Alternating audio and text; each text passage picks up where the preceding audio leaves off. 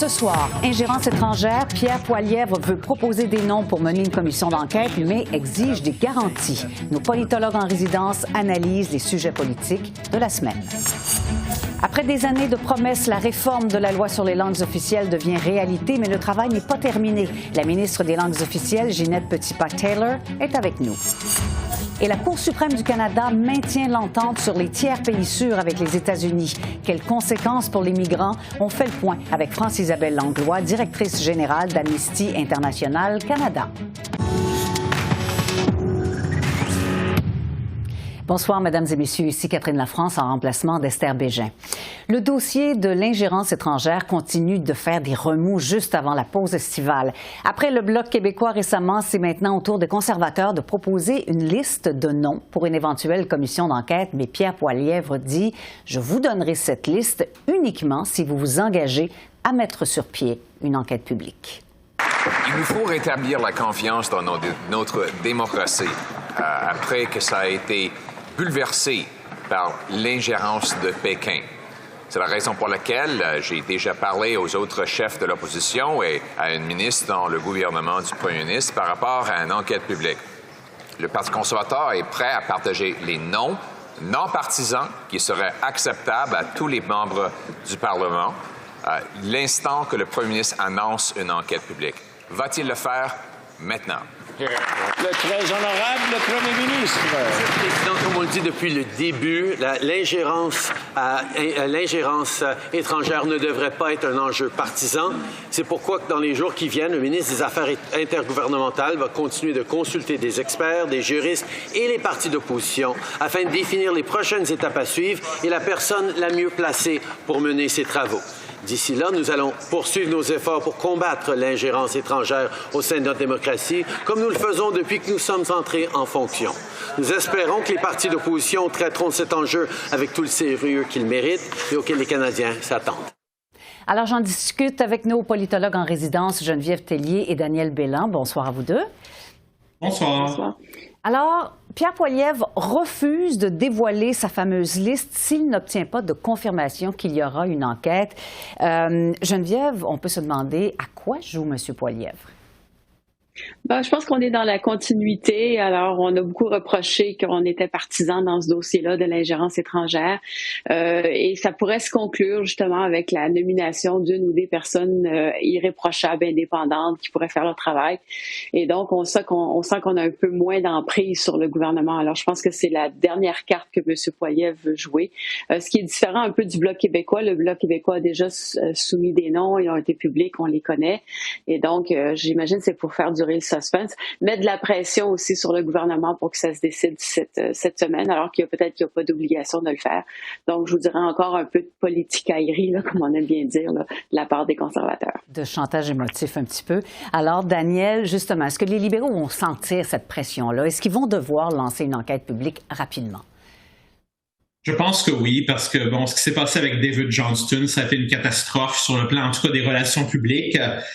Donc, ils veulent faire oublier cet épisode-là. Et puis la pression, non seulement des partis d'opposition, mais de beaucoup de commentateurs et de gens ordinaires, franchement. Je pense qu'ils n'ont pas vraiment le choix d'y aller de l'avant et le plus rapidement possible, ce serait mieux. Donc, peut-être même annoncer ça, confirmer qu'il va y avoir une enquête publique plus tard cette semaine. Ce serait probablement une bonne idée pour les libéraux de se débarrasser un peu de ça ou enfin de faire rouler la balle, si on veut, avant que l'été ne commence. Oui, essayer de faire oublier le cafouillage peut-être. Et c'était jour d'élection partielle dans 4 circonscriptions hier. On ne peut pas ne pas en parler, évidemment, même si les résultats sont sans surprise. Est-ce qu'on peut dire que c'était la course de la dernière chance pour M. Bernier, Geneviève? Pour lui, non, très certainement. Il veut continuer le combat et il va être là aux prochaines élections. Il dit qu'il est arrivé tard dans la course, donc c'est pour ça que ça a été un petit peu plus difficile. Puis vous savez, il a obtenu 17 %. C'est pas mauvais non plus. Beaucoup d'analystes pensaient que s'il était autour de 5 %, ça serait beau. 5 % ça avait été son score national aux dernières élections. Donc, il faut pas l'écarter. Est-ce que M. Bernier a gagné le comté? Non. Est-ce qu'il va gagner des comtés lors des prochaines élections? Ça risque d'être difficile. Mais est-ce qu'il pourrait embêter été Pierre Poilievre? Je pense que oui. Et donc, ce que le message nous donne hier avec les résultats, c'est pour M. Poilievre, vous ne pouvez pas ignorer ce qui se passe sur votre flanc droit aussi. Alors oui, il faut vous recentrer un peu si vous voulez faire aller chercher plus d'appui puis passer et remporter la prochaine élection. Mais si vous vous recentrez trop, il y a un Maxime Bernier qui est dans le coin, qui vous observe et qui pourrait vous faire du dommage. Et donc, c'est pour ça que je pense que M. Bernier va rester un acteur, mais est-ce qu'on va le voir gagner des comtés? Ça, c'est loin d'être assuré, à mon avis, là, du moins à ce moment-ci en politique canadienne. Oui, à court terme. Daniel, les libéraux doivent être contents aussi, même si du côté de Westmount, c'est sans surprise. On pensait bien, on s'attendait bien à une victoire de ce côté-là. Mais est-ce que les libéraux du Québec, qui sont, eux, en très mauvaise position, est-ce qu'eux regardaient ça aussi de près, j'imagine? Est-ce que c'est quelque chose qui pourrait les encourager?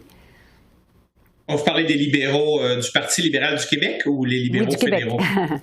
Oui, ça pourrait les encourager, je sais pas. C'est quand même deux choses très distinctes. Hein. C'est sûr que les anglophones en général, au Québec, il y a beaucoup de soutien envers le Parti libéral du Québec et c'est le cas aussi envers le Parti libéral fédéral. C'est un comté quand même, Notre-Dame-de-Grâce-Westmount, qui est en 45% anglophone. Donc, c'est un peu normal que ce soit un comté libéral et que le comté équivalent au niveau provincial soit aussi libéral. Donc, ça nous en dit pas long sur le soutien envers les libéraux à l'extérieur de Montréal, surtout chez les francophones. Et c'est là le problème du Parti libéral du Québec. Et les résultats dans Notre-Dame-de-Grâce-Westmount ne nous disent absolument rien sur l'appui des francophones envers le Parti libéral, que ce soit fédéral ou provincial. Je pense que c'est le comté a une dynamique très particulière. C'est un comté un endroit à Montréal où les libéraux sont forts autant au fédéral qu'au provincial.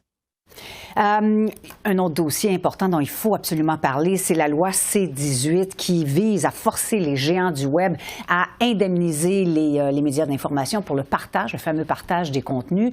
Le gouvernement a rejeté 2 des 10 amendements soumis par le Sénat la semaine dernière. Daniel, le gouvernement dit que ces amendements minent, changent, modifient les objets de la loi. Est-ce que c'est exact? Il y a au moins un amendement qui, lui, aurait un peu édulcoré la loi et c'était en réaction à des propos de gens de Google, parce qu'il y a seulement 2 compagnies qui sont vraiment visées. Hein. C'est Meta, donc Facebook, et Google. Et les 2 compagnies ont critiqué ce projet de loi-là. Il semble qu'il y a des sénateurs qui ont voulu un peu faire une sorte de compromis pour limiter un peu la résistance de Google dans ce cas-ci, mais ça n'a évidemment pas plu au ministre Rodriguez, donc cet amendement-là a été rejeté. Oui. Geneviève, par contre, le gouvernement accepte un amendement pour retarder l'entrée en vigueur d'à peu près 6 mois. 6 mois, ça peut faire la différence quand même pour certains médias d'information qui, depuis plusieurs semaines, on l'a vu, ferment leurs portes dans certains cas. Donc, des médias d'information qui ont un problème de financement. Effectivement, le directeur parlementaire du budget disait que c'est à peu près des pertes de revenus de 330 millions de dollars pour l'industrie des médias au Canada, ce qui est vraiment important comme ça. Pensez aux coupes qu'il y a eu la semaine passée chez Bell Media aussi. Alors, on a eu un exemple flagrant pour ça, c'était une grosse compagnie. Il y a beaucoup de petites compagnies de médias dans les régions aussi qui peinent à survivre et donc il pourrait y avoir d'autres annonces. Est-ce que ces 18 va tout régler? Peut-être pas. Oui, les grands du web vont devoir payer leur juste part. On retarde un peu ça, mais pas tant que ça parce que c'était prévu dans la loi qu'il allait avoir des négociations. Et donc, ces négociations-là vont se poursuivre. Mais est-ce que c'est juste ça qui va régler le problème? Est-ce qu'il ne faudrait pas aussi de l'argent, d'autres subventions directes? Il y en a déjà, mais d'en avoir davantage pour protéger les médias. Il y a toute une réflexion à continuer à avoir sur la qualité, justement, de l'information actuellement au Canada. C-18 fait partie de la solution, mais est-ce que c'est uniquement ça? Peut-être pas. Puis peut-être que le gouvernement va devoir s'engager davantage. Puis ça, on le verra peut-être l'automne prochain au retour des parlementaires là, à Ottawa. Oui. Et avant de parler de la prochaine session, parlons de celle qui vient de se terminer, qui a été pour le moins chaotique, on peut le dire. On commence même à parler d'essoufflement pour ce gouvernement. Geneviève, quel bilan on peut faire des libéraux pour cette session? Bien, ils s'en sont pas si mal tirés, étant donné qu'il y a normalement un essoufflement. Donc, on pourrait penser que c'est un gouvernement maintenant, ça fait longtemps qu'il est là, qui serait en peine d'inspiration. Puis, effectivement, il n'y a pas eu beaucoup de projets de loi qui ont été adoptés, mais peut-être suffisamment pour donner l'impression aux Canadiens que les choses se font. Alors, il y a eu 3 grands projets de loi, C13 sur les langues officielles, C18 dont on vient de parler sur les géants du web, puis C11 sur aussi le CRTC, puis l'encadrement des activités en ligne, la diffusion. Et dans ces 3 cas-là, ces projets de loi-là avaient été présentés auparavant, n'avaient pas réussi à passer. Et cette fois-ci, le gouvernement a réussi à les passer. Et donc, il est capable de dire, je suis capable de faire les choses. Et ça projette une bonne image pour le gouvernement. Mm-hmm. Maintenant, est-ce qu'il aurait pu y avoir d'autres dossiers? Très certainement. Ça a été un faible menu législatif. Qu'on pense à l'aide médicale à mourir qui devait être amendée, qui n'a pas été faite. Qu'on pense à la question des armes à feu, ça n'a pas encore été réglé. Qu'on pense aux libertés sous caution, ça aussi, ça traîne. Et donc, il y aurait d'autres choses à faire. Mais quand même, le gouvernement peut présenter un certain succès malgré tout le chaos là, avec l'ingérence chinoise, l'ingérence politique. Oui, on va revenir sur C13. Daniel, avant, j'aimerais vous entendre là-dessus. Geneviève nous dit que c'est pas si mal cette session. Est-ce que vous pensez que c'est le cas ou alors est-ce qu'on se dirige vers des élections?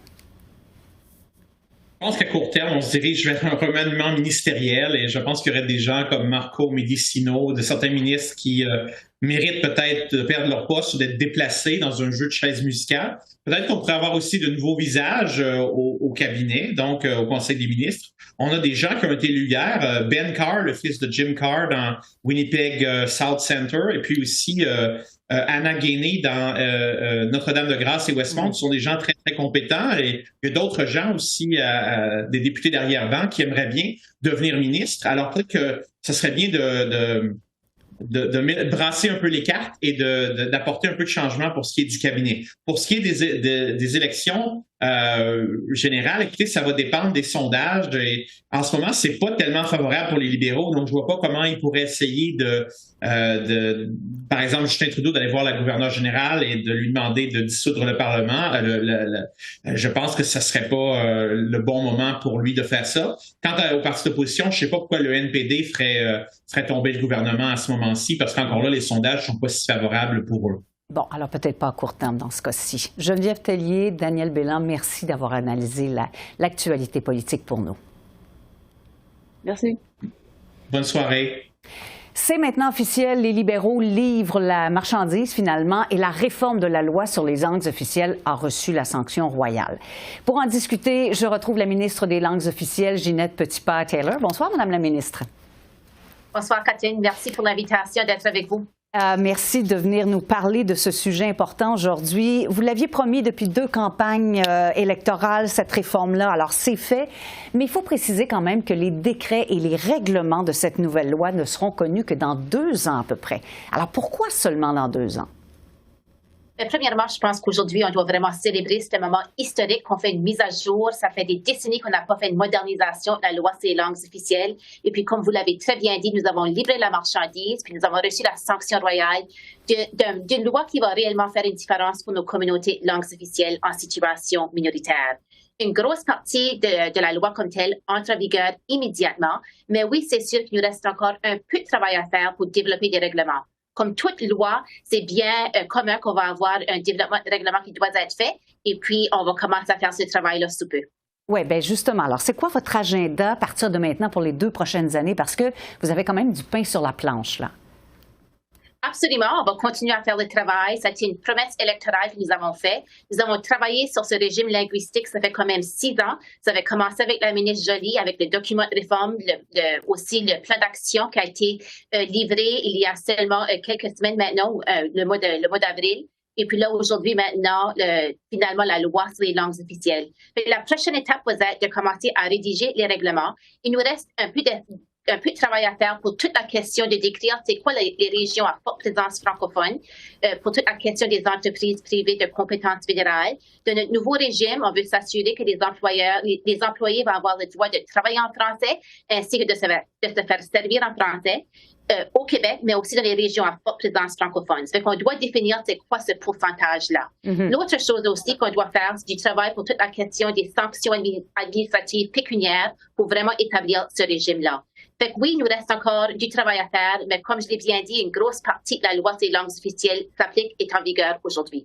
Alors, vous m'avez devancé, c'était ma prochaine question, justement. Il va falloir déterminer ce que c'est que ces fameuses régions à forte présence francophone. Et ça, vous savez, comme moi, là, ça vous échappe pas, c'est quand même un sujet sensible. Comment vous allez vous y prendre sans froisser personne? Mais premièrement, Catherine, moi j'habite en communauté de langues officielles en situation minoritaire. J'habite au Nouveau-Brunswick, la seule province bilingue. Oui, je comprends que c'est un sujet qui peut être un peu délicat, mais on va s'y prendre en faisant des consultations avec les intervenants d'un bout à l'autre du pays, puis pour vraiment s'assurer qu'on peut trouver cette formule magique-là. Fait que oui, il nous reste du travail à faire à ce point-là, mais les intervenants comme moi-même et puis notre gouvernement, nous sommes passionnés, puis nous allons faire sûr que le travail va bien se faire. C'est intéressant que vous parliez de formule magique parce que j'imagine que par moment, c'est un petit peu difficile d'arriver à, passez-moi l'expression, mais contenter tout le monde. D'ailleurs, vous deviez composer avec les demandes des anglophones du Québec, des communautés francophones minoritaires, du gouvernement du Québec. La CAQ au Québec a finalement obtenu l'inclusion des principes des principes de la loi 96 des entreprises à charte fédérale dans C13. C'est un peu compliqué à rimer tout ça, j'imagine. Est-ce que cette victoire de Québec, elle s'est faite au détriment de la communauté anglophone? Je pense premièrement qu'on doit reconnaître, nous avons toujours dit dès le début qu'on voulait s'assurer que le régime du Québec ainsi que la loi C13 allait quand même s'aligner. On voulait s'assurer que notre régime allait pas être plus faible que celui-là du Québec. Puis c'est effectivement qu'est-ce que nous avons fait. Nous avons juste fait sûr que les deux régimes allaient s'aligner. Et puis je pense que finalement, ça a été un avantage pour tout le monde. Je pense qu'on doit reconnaître que plusieurs des entreprises privées de compétences fédérales se sont déjà volontairement assujetties à la loi 96. Et puis, les compagnies qui nous restent maintenant vont avoir le choix soit d'être assujetties à notre régime ou le régime du Québec. Puis aussi, je vais être claire, Catherine, notre projet de loi C13 n'enlève aucun droit aux anglophones du Québec. Tout à fait le contraire. Avec la partie 7 de la loi sur les langues officielles, les anglophones du Québec, eux aussi, vont faire des gains. Je pense qu'on doit reconnaître que l'objectif de la loi C13, on voulait s'assurer, numéro 1, nous allons continuer à protéger et promouvoir nos communautés de langues officielles en situation minoritaire, qui inclut les anglophones du Québec, mais aussi, on doit tout faire pour protéger et promouvoir la langue française, puisque c'est la seule langue officielle au Canada qui est en déclin. Puis les données du recensement l'année dernière nous ont vraiment démontré ça. Donc, comme gouvernement fédéral, si on veut vraiment atteindre l'égalité réelle, on doit donner un coup de pouce à la langue française. Mais il y a quand même cette recommandation du Sénat qu'une attention particulière soit accordée aux Anglo-Québécois sans attendre l'examen de la loi qui, elle, est prévue dans 10 ans. Alors, votre réaction là-dessus? Mais encore une fois, comme j'ai dit, moi, j'ai rencontré des intervenants, les anglophones du Québec, ainsi que des intervenants d'un bout à l'autre du pays. Puis mon message encore est très clair. Le projet de loi C13 n'enlève aucun droit aux anglophones du Québec. Tout à fait le contraire. Et puis aussi, une autre, avec toute la question de notre plan d'action sur les langues officielles qu'on a déposé au mois d'avril, on a aussi fait des investissements dans le programme de contestation judiciaire, quelque chose que les anglophones du Québec nous avaient demandé. Aussi, dans le plan d'action, les anglophones du Québec nous avaient demandé des investissements pour s'assurer qu'ils allaient avoir l'aide nécessaire, les argents nécessaires pour toute la question de français langue seconde, aussi avec la question de l'aide à l'emploi.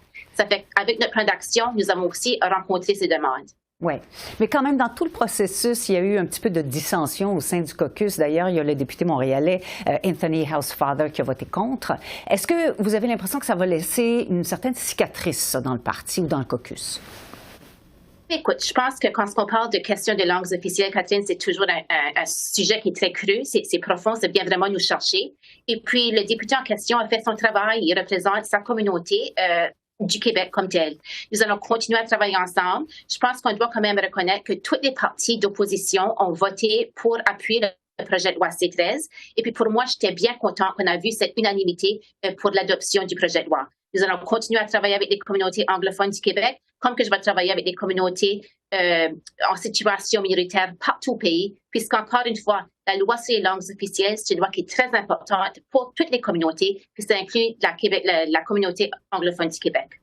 En terminant, Mme Petitpas-Taylor, votre sentiment aujourd'hui, là, maintenant que tout est presque terminé, comme vous le dites si bien vous-même? Mais je dois vous dire, Catherine, ça a été un travail de longue haleine. Moi, étant une Acadienne qui habite au Nouveau-Brunswick, je dois vous dire, je suis C'est très émotionnel pour moi. Moi, j'habite en communauté de langues officielles en situation minoritaire, puis je sais que ce projet de loi va absolument faire une différence pour nos communautés. Les intervenants attendaient cette journée avec impatience, et puis je suis très contente, comme que vous l'avez dit dans votre introduction, qu'on a pu livrer la marchandise, et puis je suis reconnaissante vraiment de toutes les parties qui nous ont aidés, les intervenants, les sénateurs, les parlementaires. C'est vraiment un travail d'équipe, puis je suis très contente de pouvoir livrer ce projet de loi. Ginette Petitpas-Taylor, ministre des Langues officielles. Merci. Merci.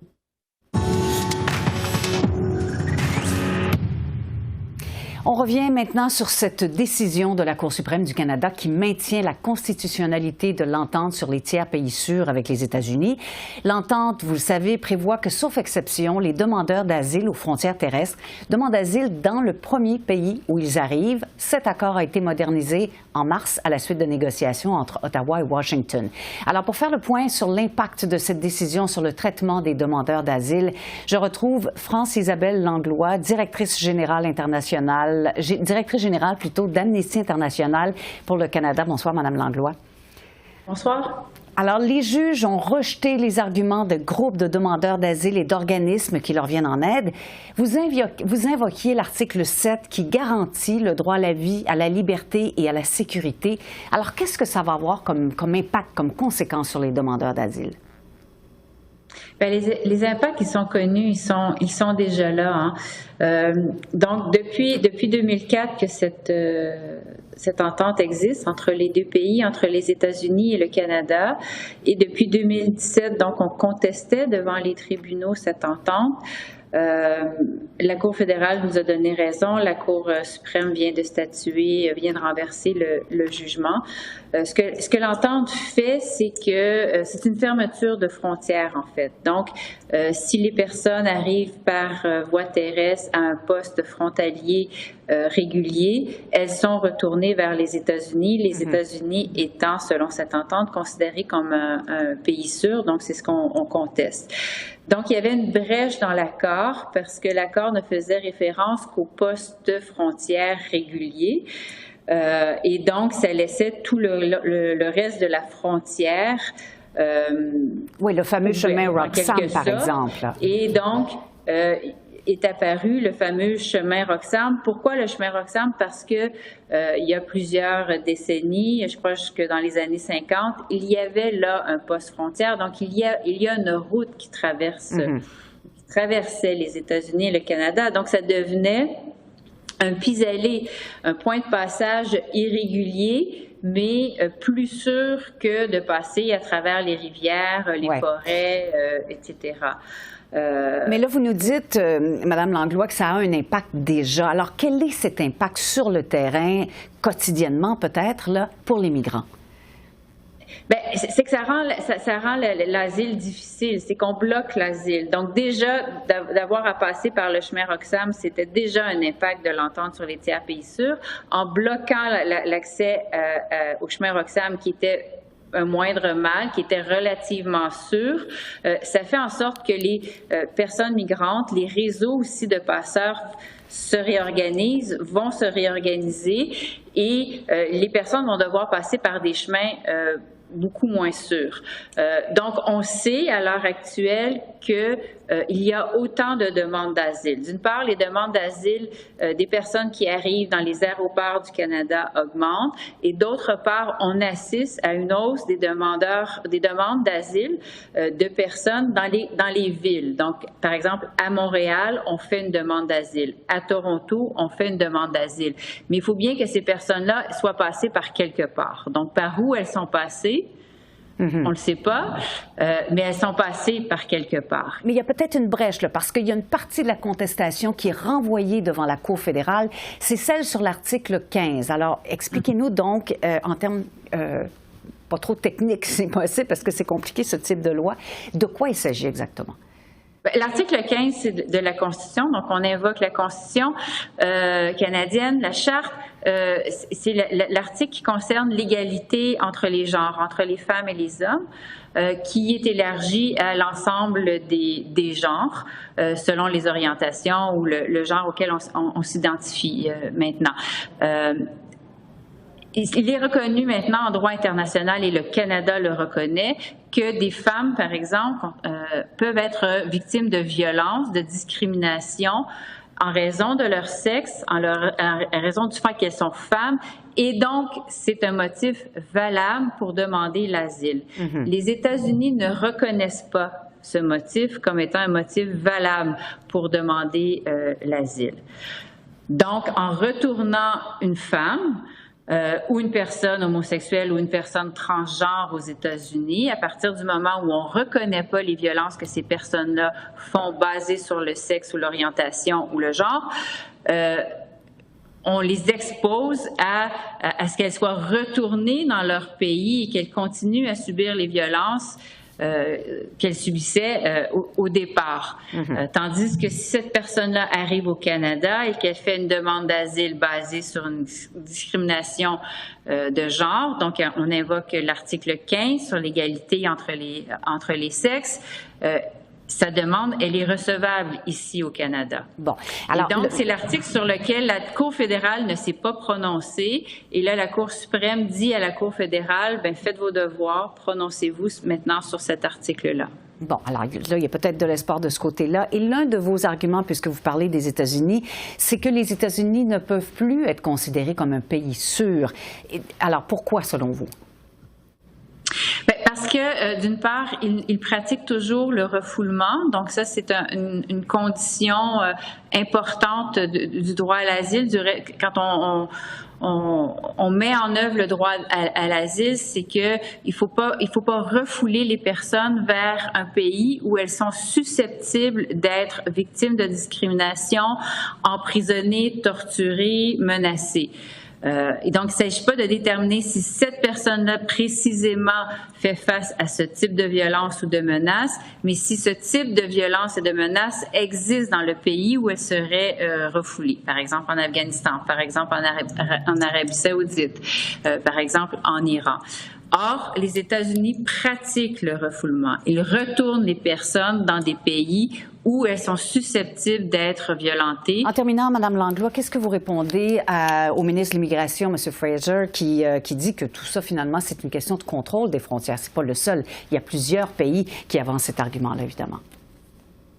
Bien, si on veut contrôler la frontière, il faut laisser les personnes demandeuses d'asile arriver par des postes frontières réguliers, par des passages réguliers. C'est la meilleure façon de contrôler la frontière, parce que comme ça, on peut les recevoir, on sait qui sont ces personnes-là, on sait où elles s'en vont, et donc on a un contact avec elles et on peut suivre ces personnes-là pendant tout le temps qu'on étudie leur demande d'asile.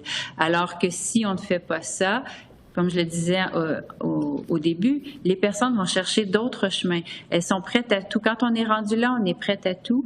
On est prêt à tout. Et donc, on va passer par des chemins qui sont extrêmement dangereux. Ces personnes-là sont déjà passées par des chemins encore plus dangereux. Le moindre mal, c'est la frontière entre les États-Unis et le Canada. Et donc, elles vont passer par la forêt, par les rivières.